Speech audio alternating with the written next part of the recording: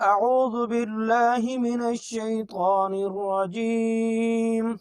بسم الله الرحمن الرحيم. يا أيها المزمل قم الليل إلا قليلا نصفه أو انقص منه قليلا أو زد عليه ورتل القرآن ترتيلا إنا سنلقي عليك قولا ثقيلا إن ناشئة الليل هي أشد وطئا وأقوم قيلا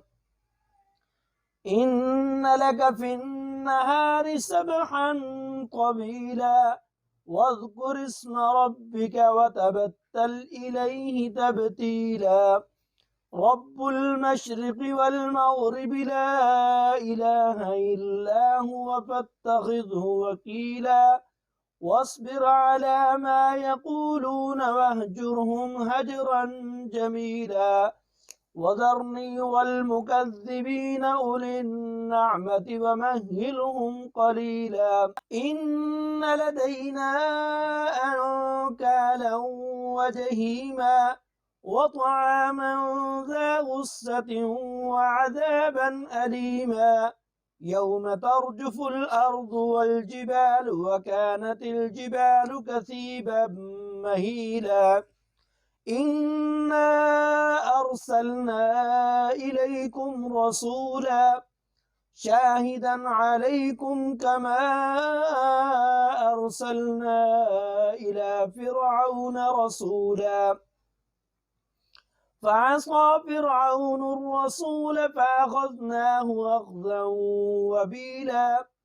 فكيف تتقون إن كفرتم يوما يجعل الولدان شيبا السماء منفطر به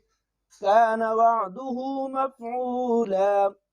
إن هذه تذكرة فمن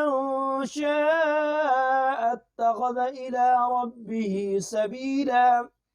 إن ربك يعلم أنك تقوم أدنى من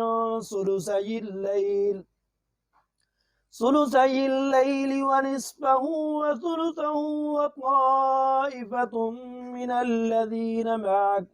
والله يقدر الليل والنهار علم أن لن تحصوا فتاب عليكم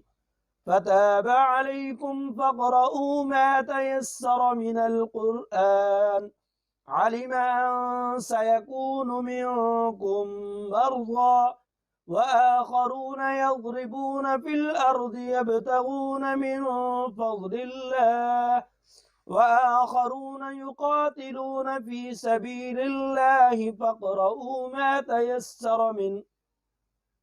وأقيموا الصلاة وآتوا الزكاة وأقرضوا الله قرضا حسنا وما تقدموا لأنفسكم من خير تجدوه عند الله هو خيرا وأعظم أجرا واستغفروا الله إن الله غفور رحيم.